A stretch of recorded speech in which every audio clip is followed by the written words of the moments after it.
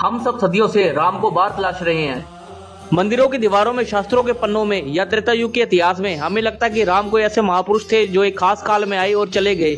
लेकिन क्या आपने कभी सोचा है, अगर राम सिर्फ इतिहास होते तो आज भी हर दुख, हर संकट के समय जुबान पर सबसे पहला नाम उन्हीं का क्यों आता है? क्योंकि राम कोई शरीर का नाम नहीं है, राम उस चैतन्य शक्ति का नाम है जो उस पूरे ब्रह्मांड के कण कण में रमी हुई है। रम धातु से बना है राम, यानी जिसमें सारा संसार रम जाए वही राम है।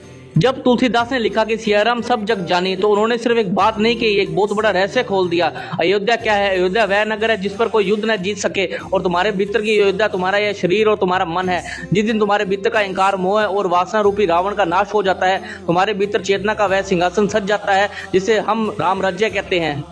वनवास तो सिर्फ एक बहाना था, असल में वह हर मनुष्य को यह सिखाने की यात्रा थी कि जीवन के सबसे कठिन दौर में भी अपनी मर्यादा, अपने धर्म और अपने भीतर के संतुलन को कैसे नहीं खोना चाहिए। सीता यानी तुम्हारी कुंडलिनी ऊर्जा या तुम्हारी पवित्र चेतना, और रावण यानी तुम्हारा बिखरा हुआ मन जो तुम्हें बाहरी दुनिया की तरफ खींचता है।